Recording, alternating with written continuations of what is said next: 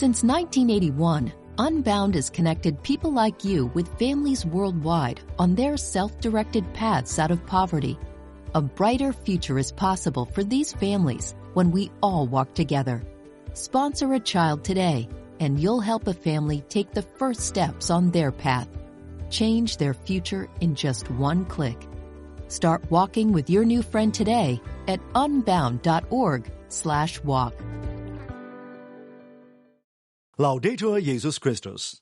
Vatican and World News.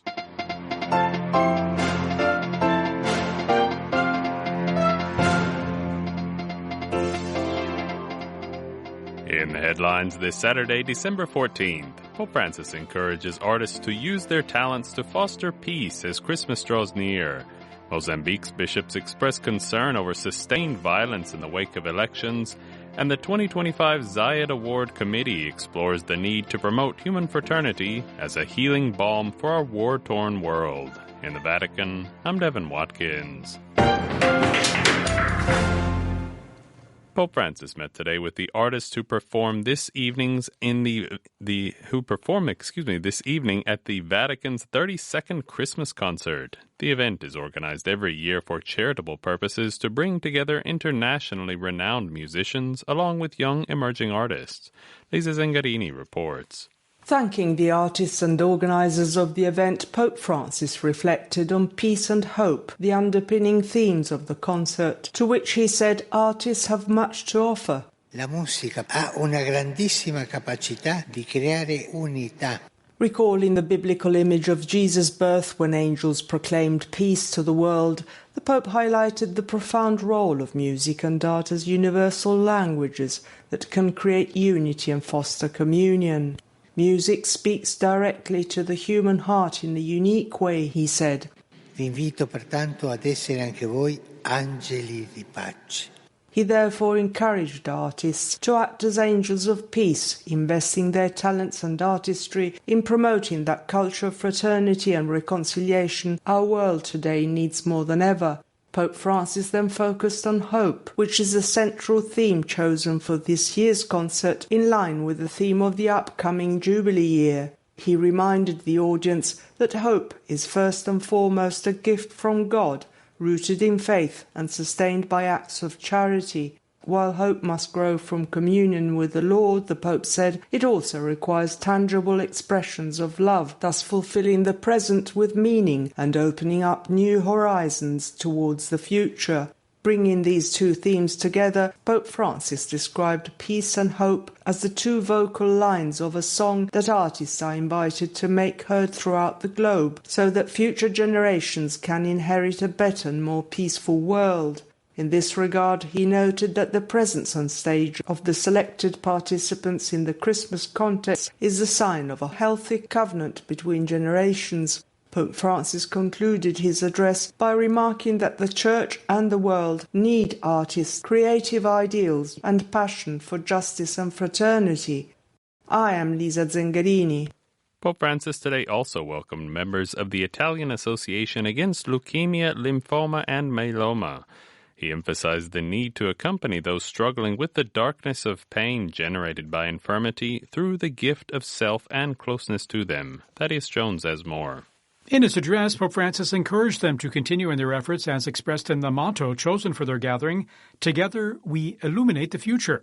He noted the challenges in their work of providing light in the face of the darkness of pain, where the sick too often find themselves, sometimes even discarded in the name of efficiency and strength, as illness is often perceived as a defeat. Whereas, the Pope said, in illness, even when all seems lost, it is still possible to hope.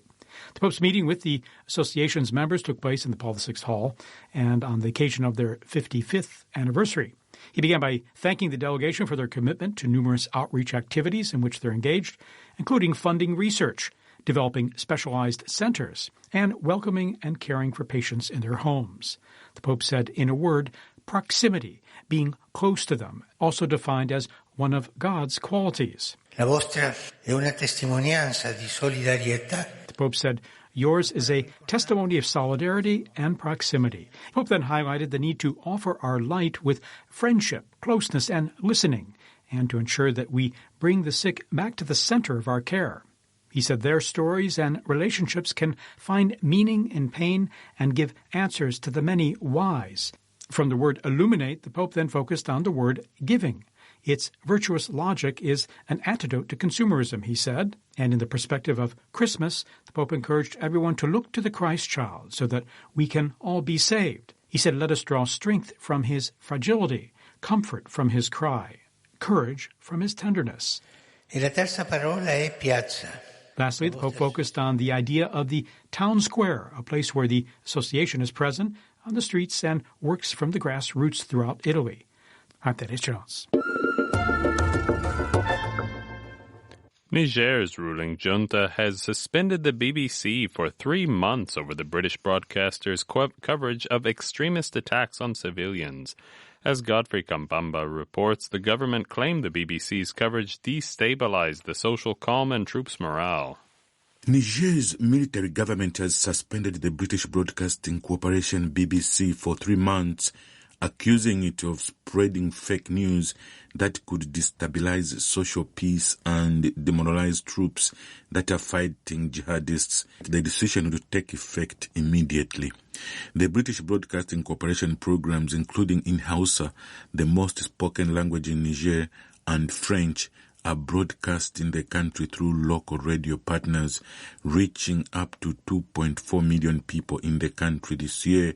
Niger's government did not cite a specific broadcast for the suspension, but it follows the BBC's reports about jihadist attacks in the Tillaberi region on Tuesday, which are said to have killed 91 soldiers and nearly 50 civilians. The junta called these reports baseless assertions aimed at undermining the morale of our troops and sowing division. But the attacks were reported by multiple sources, including security blogs, which said that the gunmen, believed to be allied to the Islamic State group, launched 2 simultaneous attacks in Chatumane village. My name is Kanyanta Godfrey Kampamba. The Catholic bishops of Mozambique have expressed concern over the ongoing post-election violence rocking the southern African nation. Over 100 people, including children, have been killed by security forces after the past 2 months. John Baptist Tumasime has the story. The bishops of Mozambique have issued a statement expressing concern over the ongoing post-election violence in which many people have been killed. The violence started when the Electoral Commission declared on October 24th this year Daniel Chapo, the candidate of the ruling Frelimo party, as winner of the heavily contested presidential election. The opposition candidate Venancio Mondlane said the presidential election was rigged and called for protests after security forces carried out attacks on his supporters. I am Johnny Baptist Tumusime.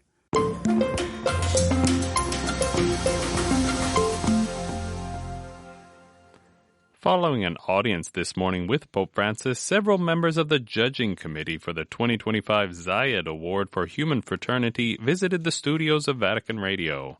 As they evaluate over 100 candidates for the Human Fraternity Award, they shared their belief in the importance of recognizing the extraordinary efforts that people make to foster peace and fraternity. Patricia Scotland is the Secretary-General of the Commonwealth of Nations. She told reporters about the papal audience and said that the Zayed Award for Human Fraternity allows the world to focus on people who are striving to lift the human spirit. His Holiness the Pope is the embodiment of hope for so many who are marginalized, so many who feel they're not heard. And this whole award is to enable us to put a spotlight on those who are really fighting to raise the human spirit and to enable us to understand that peace isn't just a hope, it's a reality, and really to encourage those who are fighting for peace in order to achieve it was an opportunity for us to listen to His Holiness and to agree with him and devote ourselves to thinking about how, as we judge all the brilliant, wonderful, creative people how we highlight that special element which will give courage to others so they know that it is possible and that people, if they come together, can really make a difference. And I think the Pope is the emblem of that difference. So it was a great honor to be with him, to listen to him, and to learn from him. And I think he gave us all a great deal of courage. That was Patricia Scotland, the Secretary General of the Commonwealth of Nations. And finally, 20 young people met in Rome this week to take on their roles as the new cohort of the International Youth Advisory Body, or IYAB. The 2018 Synod on Young People called on the Dicastery for Laity, Family and Life to establish the advisory body to help them and help the Vatican on issues related to young people. Celestino Mupfigo, a young man from Zimbabwe, spoke to me about the synodal work of this second edition of the advisory body. The most important thing that we did was to meet and make friendships, which is the core that we always have whenever we have these groups. But on what we discussed, we focused more on our dreams from our realities and our experiences from our realities, and how we can then bring together those dreams and experiences to have one mission that we can work on together as a body. The central part of our discussions was the Christus Vivit, and how we can use that in our daily lives. And also we used the spiritual conversations method during our discussions. So it was a very fruitful time. What kind of experience do you think from your own personal life you think will help the Vatican in its outreach for young people? I have been involved in youth activities, young people activities for about 4 years now. And the place that I am from Zimbabwe. The demographics of that place is very dynamic and is very diverse. So with the experiences that I have from working with those people, I can then be able to bring my experiences and their experiences as well to the Vatican, to the dicastery, and help the Holy Father in administering his duties. So this all grew out of the 2018 Synod on Young People.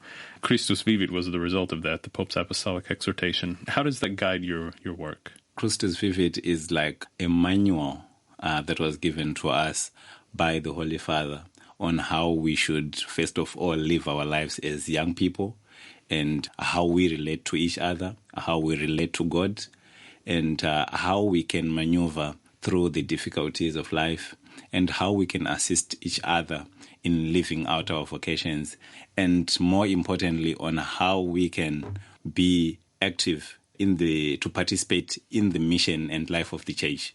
And also from that manual, there comes a lot of guidance that we get, spiritual guidance from the Holy Father. We find that at times when we don't have guidance, like physical guidance from our older people, if we just read the Christus Vivit, we will be very much okay. Thanks there to Celestino Mupfigo, a new member of the International Youth Advisory Body.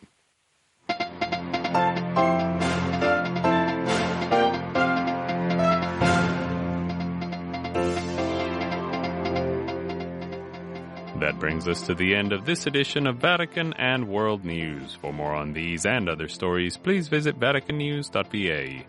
And don't forget to catch our latest updates on Facebook, X, and Instagram, and especially follow Pope Francis's apostolic journey to Corsica, the French island of Corsica, tomorrow on Sunday. And many thanks go to Gabriele Di Domenico in studio. In the Vatican, I'm Devin Watkins.